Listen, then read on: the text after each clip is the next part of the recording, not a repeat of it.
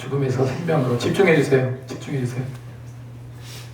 제가 고등학교 때부터 주일학교 교사를 했어요. 개척교회이다 보니까 한 4-5명 아이들 앉혀놓고 그냥 제가 뭐예요? 찬양도 하고, 교사가 없으니까, 그리고 잘 하지도 못하지만 율동도 조금 했어요. 그리고 스케치북 있죠? 옛날에 스케치북에다가 그림가 그려가지고 아이들에게 그림을 보여주면서 설교도 하고 그랬습니다.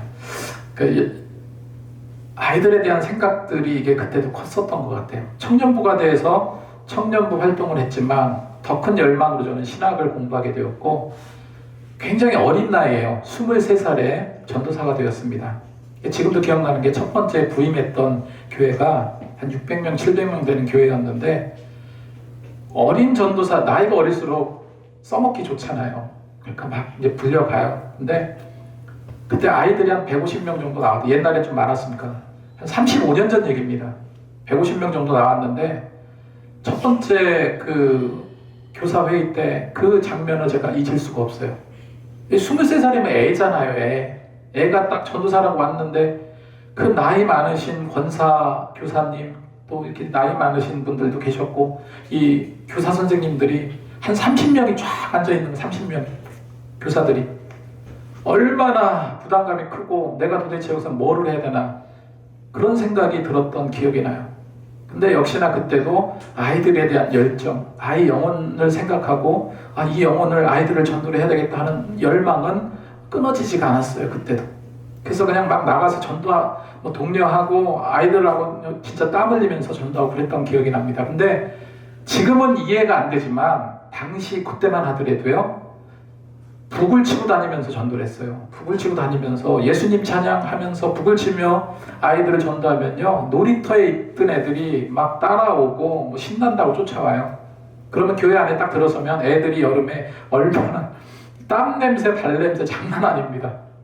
그 아이들이 몰려오면은 그 아이들을 또 간식도 주고, 그 교사 선생님들이 그렇게 헌신을 많이 했어요. 그 아이들을 섬기고 또 손잡고 기도해주고 다음 주에 꼭 와라, 이런 그때 그 영혼 사랑에 대한 그 애착이요.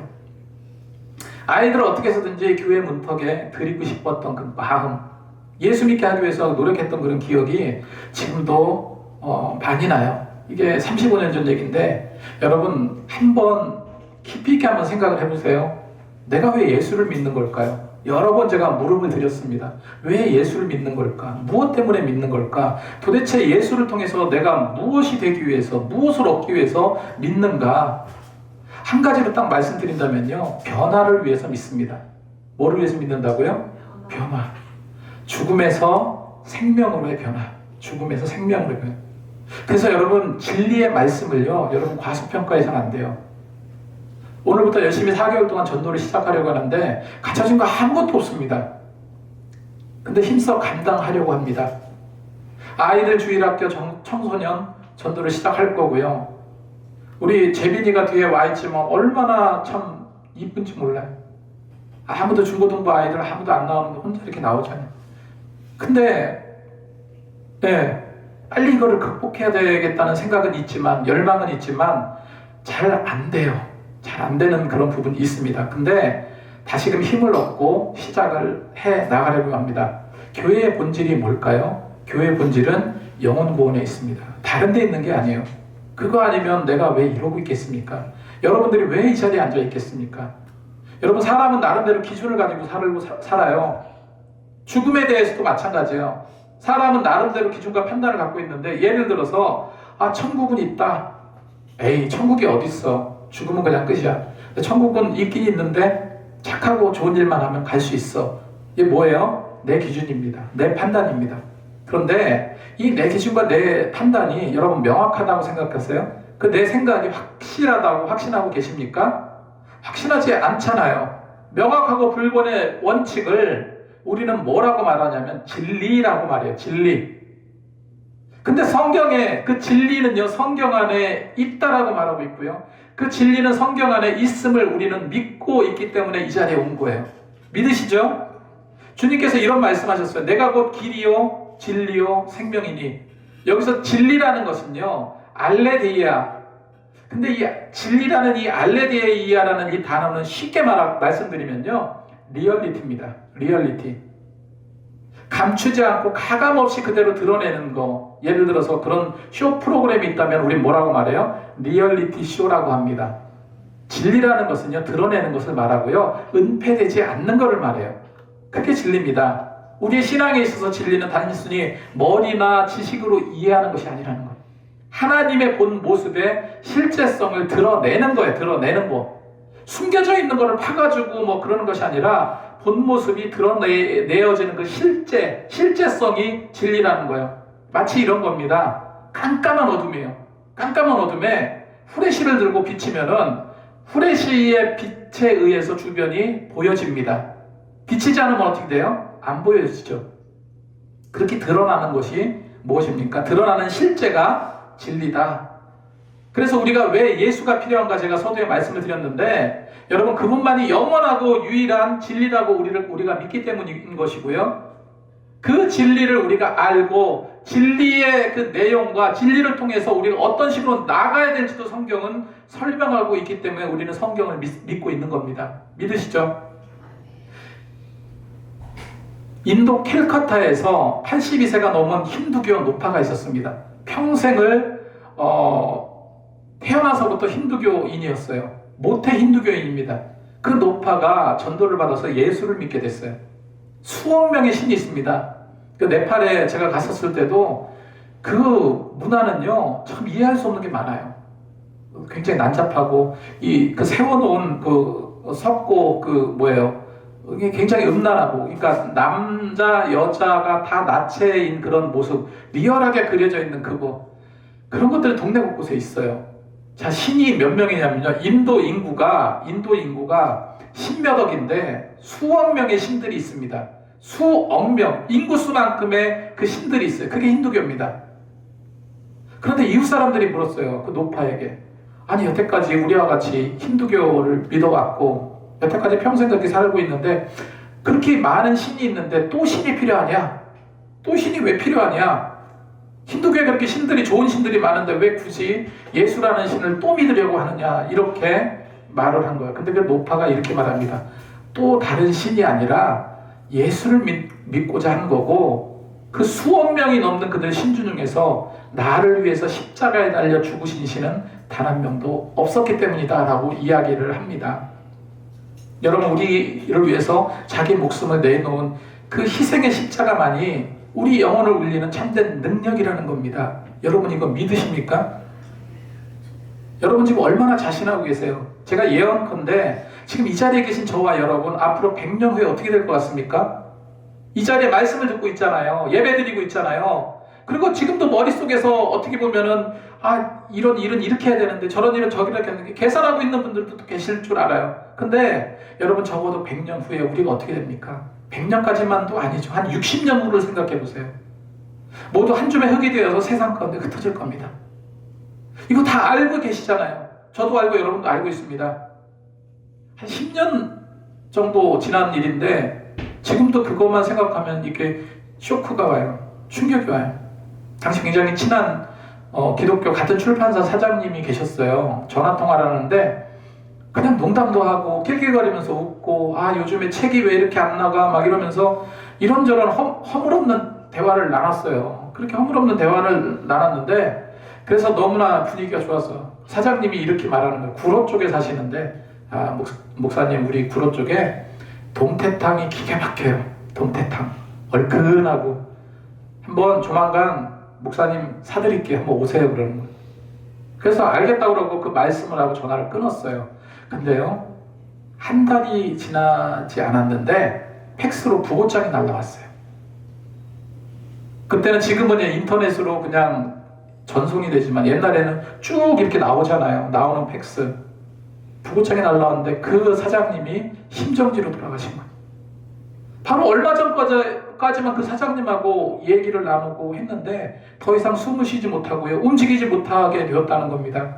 이제 더 이상 그분과 동태탕을 먹을 일은 없어졌어요. 여러분, 이게 엄연한 현실 아닙니까? 그때 저는 인생의 죽음 앞에서 강하다고 하지만 우리 인생이 얼마나 무기력한 존재인가, 이거 다시 한번 느꼈습니다. 그리고 부고장이 이렇게 쭉 내려왔던 그 장면이 굉장히 선명하게 지금 남아있어요. 여러분, 이런 죽음 앞에서 여러분 무엇이 가장 중요하겠습니까?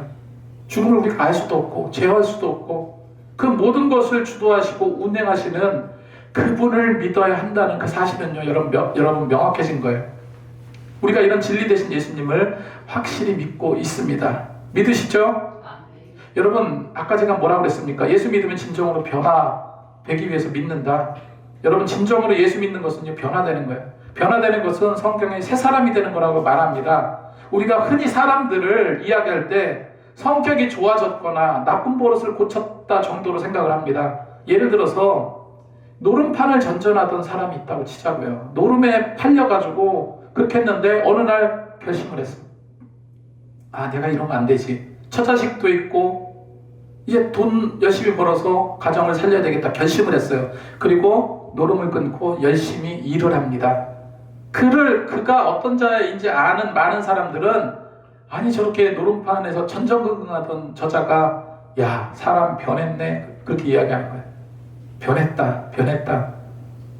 그것만 하더라도 대단한 겁니다. 우리는 그렇게 바뀌어도 변했다라고 이야기합니다. 그런데 성경에 말하는 그런 변화는요, 단순한 변화가 아닙니다. 성경에 말하는 영적 변화라는 것은요, 즉 거듭남이라는 것은요, 그런 차원의 변화가 아니에요. 영적으로 변한다는 것은요, 내가 가고자 하는 곳에 인생의 내비게이션을 켜고 목적지로 가는데 그 목적지 자체가 바뀐 거예요. 부산으로 가야 되는데 부산으로 가지 않고 돌려가지고 저기 울산이나 다른 쪽으로 가는 걸 말한다니까요. 엔진 자체가 바뀌고 주인이 완전히 바뀌는 것을 말합니다. 그래서 회개라는 단어가 헬라어로 메타노이아라고 하는데 이건 후회가 아닙니다. 단순히 후회나 단순히 결심이 아니라는 것이 아니라 마음의 근본적인 방향과 통치권 자체가 바뀌는 거예요. 여러분, 마음의 통치를 누가 합니까? 여러분이 하고 계시잖아요. 통치권자 자체를 바꾸는 것을 의미해요. 그게 거듭남입니다. 야곱을 한번 생각해 보세요. 야곱은요, 사기꾼의 대명사였어요. 죽을 상황이 되었습니다. 그렇게 죽을 상황에 야복 강가에서 천사와 씨름합니다. 환도뼈가 부러져 나가면서, 그러면서 나를 축복하지 않으면 결코 놓지 않겠답니다. 결국은 야곱은 승리합니다. 그래서 하나님께서 그에게 이름을 줘요. 너는 이제 더 이상 야곱이라고 부르지 마라. 이스라엘이라고 불러라. 여러분, 야곱이 뭐가 됐습니까? 야곱 뜻이 뭐예요? 속이는 자예요. 야곱이 이스라엘, 하나님과 겨루어 이긴 자가 되었습니다. 이게 변한 거예요. 비참하게 스승을 3번이나 부인하고 도망갔던, 이 부인했다는 것은 그냥 배신을 말합니다. 배신. 법장이 베드로가요, 오순절 성령의 체험 이후에 죽음 앞에도 당당히 복음을 선포하는, 그래서 교회를 세우고 교회의 반석으로 변한 것을 우리는 성경을 통해서 확인을 하게 됩니다. 이게 변한 거예요. 여러분, 변화되어지셨습니까? 달라지셨어요? 달라지셔야 됩니다. 다시 한번 묻고 싶은 게, 여러분, 예수를 믿는 것, 무엇을 믿는 것입니까? 단순히 교양을 쌓는 것입니까? 성경 공부하는 것입니까? 무슨 좋은 강연이나 좋은 설교를 듣는 거예요? 아니라는 겁니다. 예수 믿는 것은요, 죽었던 죄인이 다시 살아나는 그런 기적의 변화를 말해요. 지옥으로 가는 악세레타를 밟고 가던 자가 하늘나라로 향해 가는 유턴하는 그 기적, 날마다 그래서 가슴이 떨리는 심정으로 이 놀라운 변화를 목도하고 우리는 전할 수 있어야 됩니다. 제가 길게 말씀을 이렇게 드렸는데요, 이 안에 다 들어있다고 저는 생각해요. 자, 오늘 말씀에 한 사람이 나와요. 사울이라는 사람이 나옵니다. 예수 믿는 자들을 핍박했던 자, 예수 믿는 자들을 잡아 가두었던 자, 박해자입니다. 그런데 그렇게 예수 믿는 자를 잡고 끌어다가 감옥에 넘기고 그랬던 그가 어떻게 예수를 믿게 됐습니까? 어떻게 예수를 믿어서 예수님의 어찌 보면 미친 증인이 되었을까? 그 변화, 거듭남을 우리가 알아야 되겠죠. 그리고 어떻게 신앙생활을 해야 될지를 살펴보고자 합니다. 첫 번째는요, 내 생각과 하나님 생각은 분명히 다르다는 사실 여러분 인정하시기 바랍니다. 한번 따라하겠습니다. 내 생각과 하나님 생각은 다르다. 그래서 신앙생활을 할 때 내 생각에, 보세요. 내가 갖고 있는 생각이 있잖아요. 판단이 있잖아요. 그 판단의 카테고리 안에 하나님을 집어넣는 게 아니에요. 하나님 안에 내가 들어가는 겁니다. 하나님의 그 절대성 안에, 하나님의 권능 아래, 하나님의 모든 근원적인 모든 것 아래 나의 모든 통제권을 집어넣는 거예요. 내 생각과 하나님의 생각은 분명히 다르다는 거예요. 여러분, 예수 믿는 자를 잡아가뒀던 사울이라는 자, 어느 날 사울이요, 공문을 쥐어들고 다메섹이라는, 요즘으로 말하면 다마스커스입니다. 다메섹으로 올라가요. 왜 올라가냐면 예수 믿는 자들을 잡아서 데리고 오라는 체포 명령, 그걸 들고 가는 거예요. 그리고 그는 뭐라고 생각했냐면, 내가 하나님을 위해서 가장 의로운 일은 바로 예수 믿는 자를 잡아 죽이는 일이라고 생각했습니다.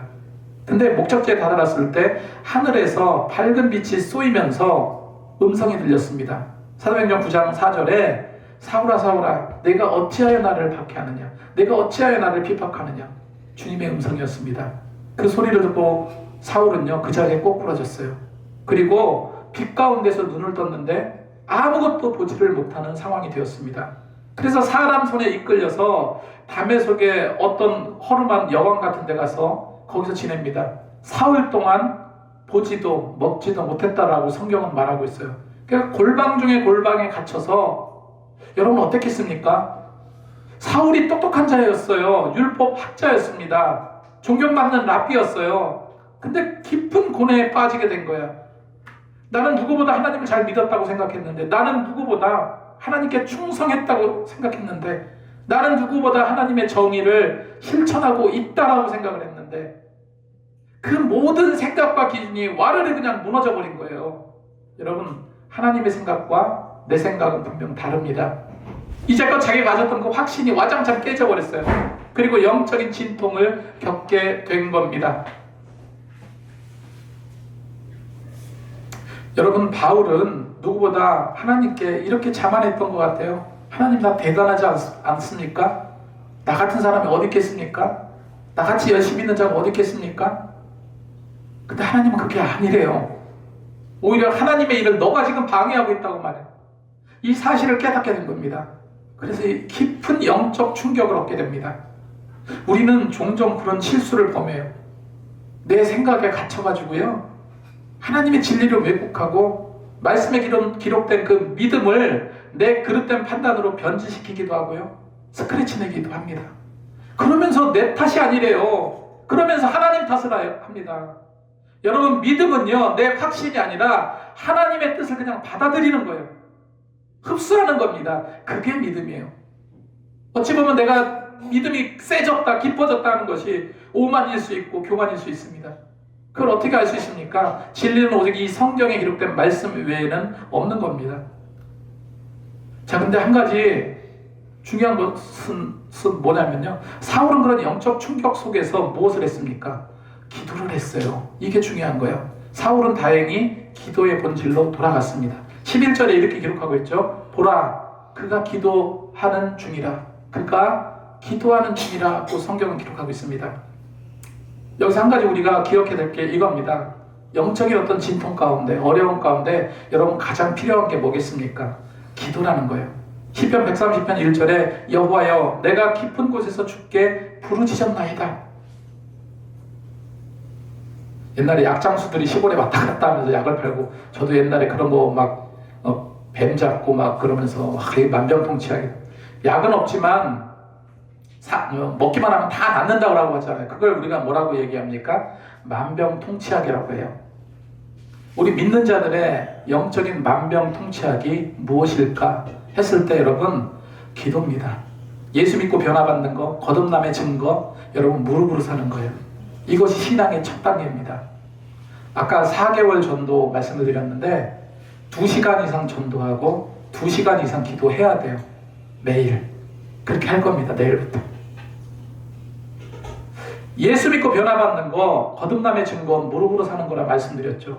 졸고 있는 게 아니고 영적인 그런 흑암 속에서 주님을 대면하면서 깊은 기도가 있을 때 비로소 내 영적인 비늘이 벗겨지는 역사가 일어날 줄로 믿습니다. 두 번째로, 정말로 예수님을 믿는다면 하나님의 주권을 선포하시기 바랍니다. 우리 한번 따라하겠습니다. 하나님의 주권을 선포하자. 하나님의 주권을 선포하자. 아나니아라는 정말로 예수 잘 믿는 사람이 있는데 어느 날 주님께서 말씀하셨어요. 아나니에게. 저기 어디 가면은 사울이라는 자가 있는데 지금 영적 고통을 받고 있어. 지금 어떻게 할지 몰라서 기도하고 있어. 너가 가서 안수해라. 너가 가서 안수해서 그를 다시 눈을 뜨게 해라 라고 명하십니다. 그때 아나니아는 항변을 해요. 뭐라고 항변하면, 주님, 내가 어떻게 그 사람에게 갑니까? 그는 우리를 잡아 죽이려고 했던 악마 같은 사람입니다 라고 얘기합니다. 하지만 주님은 단호합니다. 뭐라고 말씀하시냐면 9장 15절에 가라, 이 사람은 내 이름을 이방인과 임금들과 이스라엘 자손에게 전하기 위해서 택한 나의 그릇이라. 한번 따라하겠습니다. 택한 나의 그릇이라. 택한 나의 그릇이라. 이 말씀이요, 스케우오스 에클로게스라는 단어입니다. 스케우오스 에클로데스. 근데 스케우오스라는 거는요, 그냥 바구니 같은 물건을 담을 수 있는 도구를 말해요.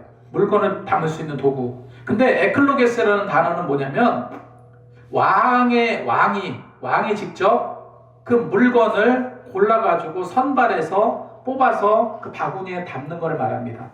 다시 말해서 왕이 직접 골라서 담는 거예요.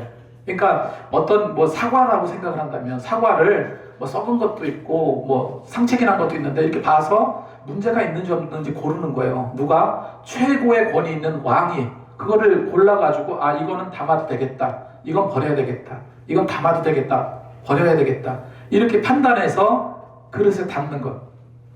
여기서 말하는 것이 그런 택한 그릇이라는 것은 바로 그렇게 선별해서 담았다, 그런 의미를 가지고 있습니다. 하나님께서 사울을 그렇게 여기셨다는 거예요. 여러분, 그래서 우리가 아무리 과거가 지저분하고 아무리 과거에 많은 죄를 졌다 할지라도 이걸 오해하면 안 되겠지만 그래도 상관없어요. 이건 무슨 말입니까? 주님은 그 모든 것을 포용하고 용서하실 은혜가 있는 분입니다.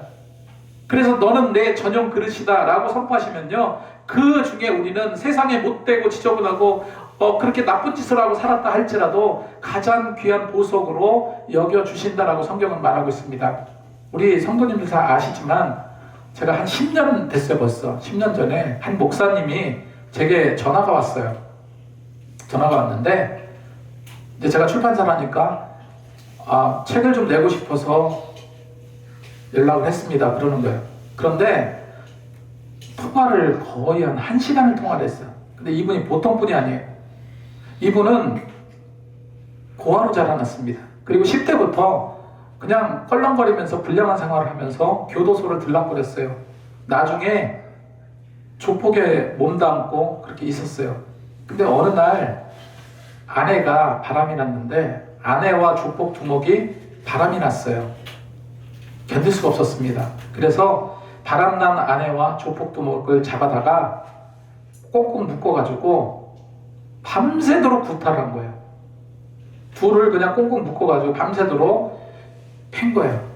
그러고 소주를 한 10몇 병을 그래서 술 기운에 자기도 뻗은 거예요. 그렇게 뻗었는데 새벽에 일어나 보니까 아내와 조폭 두목이 싸늘한 시체가 되었습니다. 죽었어요. 2명이 다. 그로 인해서 살인수가 돼서 사형수가 됩니다. 나중에 감형이 돼서 20년 복역을 하고 나오게 되었는데 그 20년 기간 동안에 예수님을 만나게 돼요. 예수님을 만나고 나중에 목사까지 되게 됩니다. 우리가 알고 있는 장발장 목사님이에요. 그렇게 용서받을 수 없는 흉포한 죄인이었지만 하나님께서 그를 들어 쓰셨어요. 근데요, 그건 말뿐이 아니었어요. 이분이 과거를 참여하면서 감옥에 나오자마자 출소한 재소자들을 모아다가요, 붕어빵 장사 할 수 있도록 돈 다 자기가 다 대고, 돈도 없는데 돈 자기가 다 대고 붕어빵 장사 같은 거를 할 수 있도록 도왔어요. 그리고 형편이 어려운 재소자들을 돕는 선교단체를 만들어서 지금도 운영하고 계세요. 우리 교회도 와서 간증하셨었잖아요. 여러분, 하나님께서 들어 쓰시면요, 아무리 사형수라도 아무리 큰 죄인이라 할지라도 가장 크게 사용하신다는 거예요. 중요한 것은 우리가 주님께 쓰임받는 자가 다 되시기를 원합니다. 자, 마지막으로 세 번째, 이제 우리는 달려가야 돼요. 비늘이 벗겨졌다라고 성경은 말하고 있습니다. 여러분, 우리는요 복음의 심장을 향해서 질주할 수 있어야 됩니다. 한번 따라하겠습니다. 이제 달려가자. 이제 달려가자. 사울이 아나니아가 안수하고 나서 성령의 역사하심으로 눈이 떠졌습니다. 그런데 사울의 변화 중에서 가장 놀라운 구절이 20절에 나와요. 지난주 말씀을 한번 가만히 생각해 보세요. 지난주 말씀에 에디오피아 내시가 빌립이 에디오피아 내시에게 복음을 전하러 갈 때 어떻게 달려갔다고 그랬습니까? 어떻게 갔다고 그랬어요? 뛰어갔다고 그랬어요. 달려갔다고 말씀드렸죠. 그죠?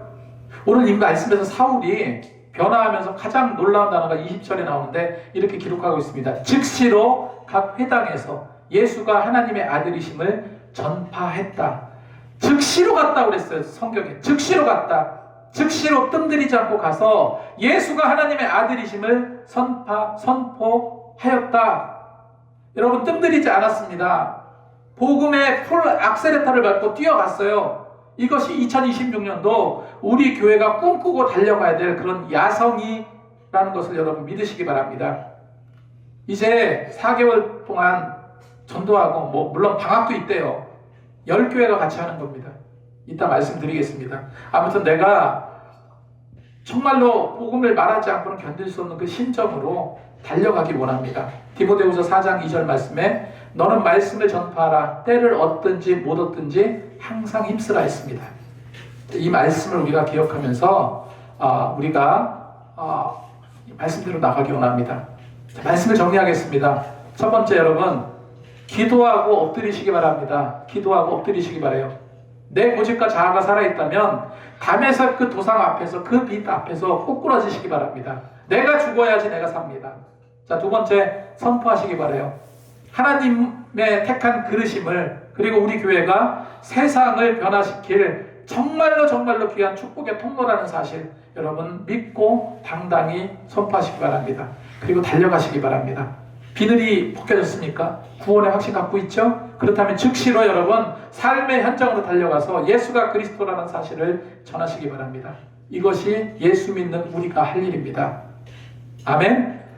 자리에서 일어서시겠습니다.